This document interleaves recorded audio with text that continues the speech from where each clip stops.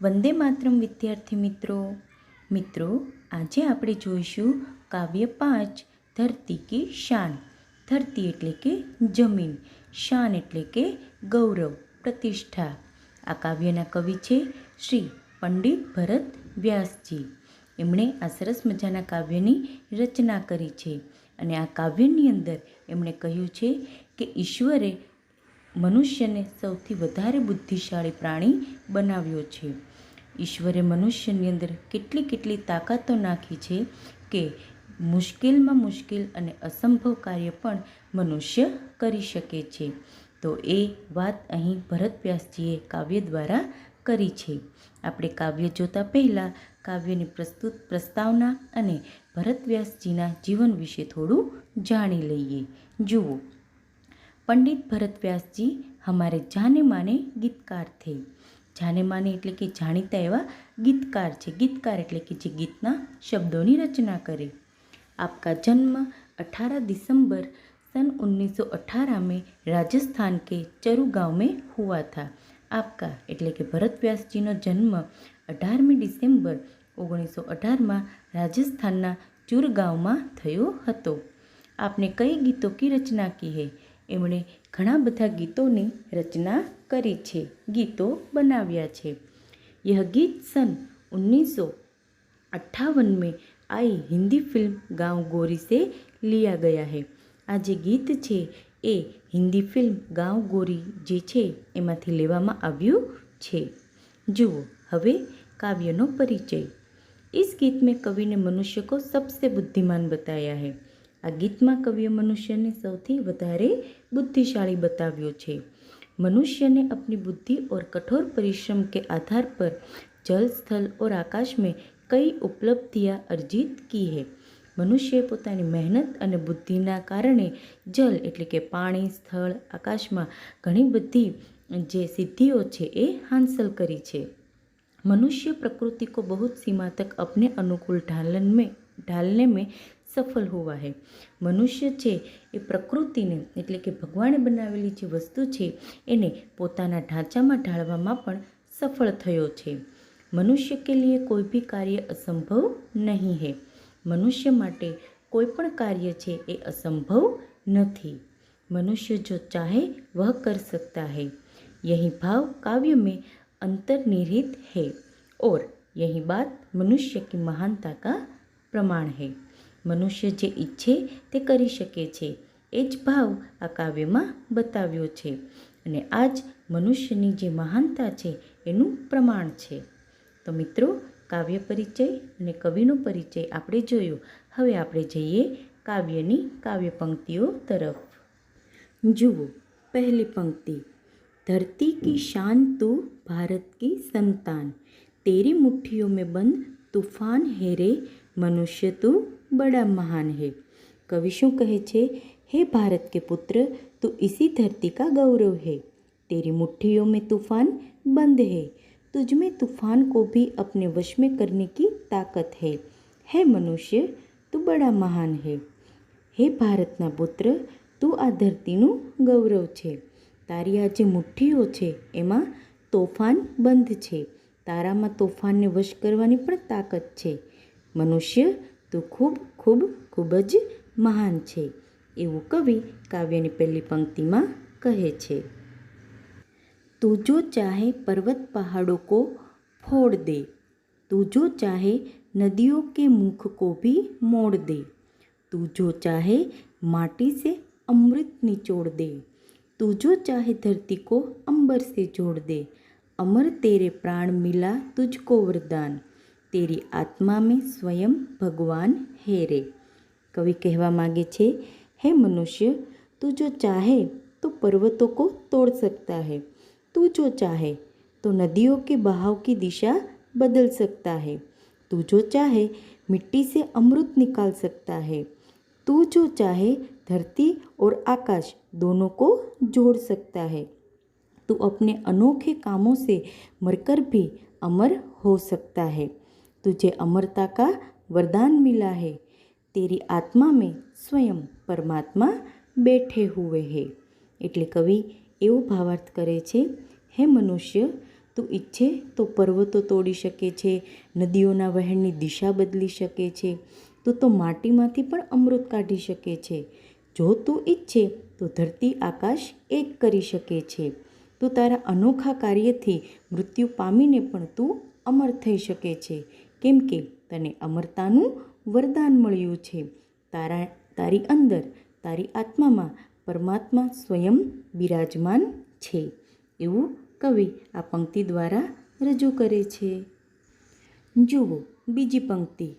નયનો મેં જ્વાલ, તેરી ગતિ મેં ભૂચાલ. ભૂચાલ એટલે કે ભૂકંપ.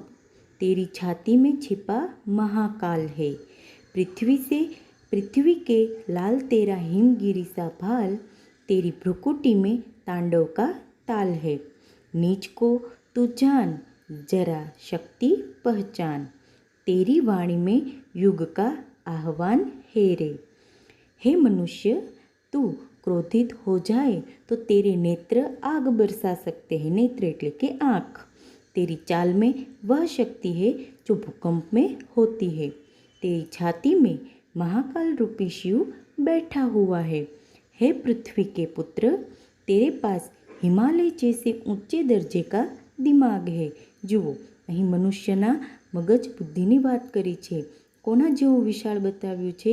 હિમાલય पर्वत જેવું. तू अगर क्रोध में अपनी भौं तिरछी कर दे तो उसका वही असर होगा जो शिव के तांडव की ताल में होता है. भौं भौं એટલે કે आँखों. हे मनुष्य, तू अपनी शक्ति को पहचान, तेरी वाणी में युग की ललकार है, तेरी आवाज़ सारे युग की आवाज़ है. हे मनुष्य, તું ક્રોધે ભરાય તો તારી આંખો આગ વર્ષાવી શકે છે, તારી ચાલમાં શક્તિ છે, ભૂકંપ છે, તારી છાતીમાં મહાકાળ રૂપી શિવ બેઠા છે. હે પૃથ્વીના પુત્ર, તારી પાસે હિમાલય જેવું વિશાળ અને ઉન્નત મગજ છે. તું જો ક્રોધથી તારી ભ્રુકુટી તીરછી કરે તો તેની અસર જેમ શિવના તાંડવની થાય છે એવી કરે છે. હે મનુષ્ય, તું તારી શક્તિને ઓળખ, તારી વાણીમાં યુગનો લલકાર છે, તારો અવાજ એ સમગ્ર યુગનો અવાજ છે, એવું કવિ આ પંક્તિમાં રજૂ કરે છે. જુઓ છેલ્લી અને ત્રીજી કાવ્ય પંક્તિ. धरती सा धीर तू है अग्नि सा वीर, तू जो चाहे तो काल को भी थाम ले, पापों का प्रलय रुके पशुता का शीश झुके, तू जो अगर हिम्मत से काम ले, गुरु सा मतिमान पवन सा तू गतिमान, तेरी नभ से भी ऊंची उड़ान है रे. कवि कहे छे, हे मनुष्य, तुझ में धरती जैसा धीरज है, तुझ में अग्नि जैसी शक्ति है, तू जो चाहे काल को भी रोक सकता है, तू अगर हिम्मत से काम ले तो पापों की विनाश लीला भी रुक सकती है और आदमी को हैवान बनने से रोका जा सकता है. तुझ में महान देव गुरु जैसी बुद्धिमत्ता है और तू पवन की तरह गतिशील है, तू आकाश से भी ऊंचे पहुंचने की शक्ति रखता है. हे मनुष्य, ताराમાં ધરતી જેવી ધીરજ છે, તારામાં અગ્નિ જેવી શક્તિ છે, તું ઈચ્છે તો કાળને પણ રોકી શકે છે. જો તું હિંમતથી કામ લે તો પાપોની વિનાશ લીલા પણ અટકી શકે છે અને મનુષ્યને હેવાન બનતો પણ તું રોકી શકે છે. તારામાં મહાન દેવગુરુ જેવી બુદ્ધિમત્તા છે અને તું પવનની જેમ ગતિશીલ છે, તું આકાશથી પણ ઊંચે પહોંચવાની શક્તિ ધરાવે છે. જુઓ આ કાવ્ય પંક્તિની અંદર શ્રી ભરત વ્યાસજીએ ખૂબ મનુષ્યના ગૌરવના એમને ખૂબ જ વખાણ કર્યા છે અને 1 થી 3 પંક્તિનું આ નાનું કાવ્ય અને કાવ્યની સમજૂતી આપણે અહીં પૂર્ણ કરીએ છીએ. હવે આપણે આ કાવ્યના કેટલાક શબ્દાર્થ એટલે કે શબ્દોના અર્થ જોઈ લઈએ. જુઓ શાન, ધરતી કી શાન એટલે શાન એટલે શું થાય? વૈભવ, ગૌરવ. फोड़ना એટલે કે તોડના, ટુકડે કરના, તોડી નાખવું. નદી કા મુખ એટલે કે નદીનો વહેતો પ્રવાહ. મોડના એટલે કે દિશા બદલના, મોડના એટલે એનો અર્થ એવો થાય કે એનો જે રસ્તો છે એ વળાંક છે એ બદલી નાખવો. निचोड़ना એટલે किसी चीज़ को दबाकर उसका रस निकालना। टूंकमां कहीए तो નીચવવું। अंबर એટલે કે આકાશ, આસમાન, ગગન, નભ વગેરે। અમર એટલે કે ન મરને વાલા, જે સદાય અમર રહે છે એને અમર કહે છે। સ્વયં એટલે કે ખુદ, જાતે અથવા તો પોતે। નયન એટલે આંખ। જ્વાલા, જ્વાલા એટલે કે જ્વાલા, લપટ। ગતિ એટલે કે રફતાર, સ્પીડ। ભૂચાલ એટલે કે ભૂકંપ, એક કુદરતી આપત્તિ। महाकाल એટલે કે ભગવાન શંકર, ભગવાન શંકર કા સંહારકારી સ્વરૂપ, જેને આપણે મહાકાલ કહીએ છીએ। લાલ એટલે કે બેટા, પુત્ર। હિમગીરી એટલે હિમાલય। ભાલ એટલે કે લલાટ અથવા તો કપાળ। ભ્રુકુટી એટલે કે ભોં। क्रोधादि में भों को तिरछी करना એટલે કે આપણા નયન। તાંડવ એટલે કે ભગવાન શિવ કા ભયાનક નૃત્ય।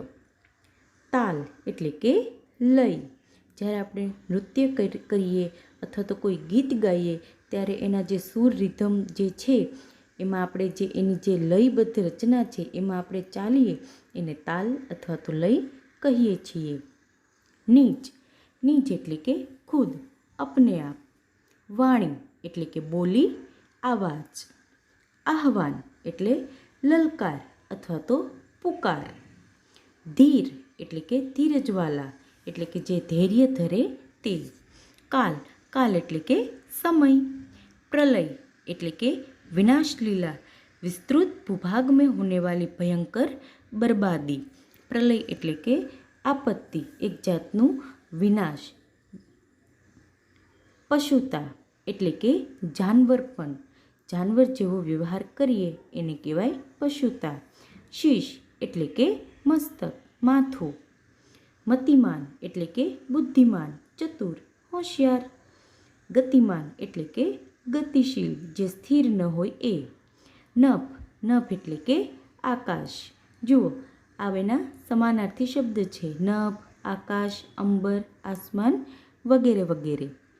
તો મિત્રો આપણે અહીં કાવ્ય 5 એની સમજૂતી જોઈ, સાથે સાથે આપણે કાવ્યમાં આવતા શબ્દોના અર્થો પણ જોયા। તો આજે તમારે હોમવર્કમાં કાવ્ય સુંદર અક્ષરે અને કાવ્યના શબ્દાર્થ પણ સુંદર અક્ષરે તમારે તમારી નોટબુકમાં લખવાના છે। તો બસ આજના વિડીયોમાં આટલું જ, અને હવે આપણે મળીશું આવતા વિડીયોમાં। ત્યાં સુધી આવજો।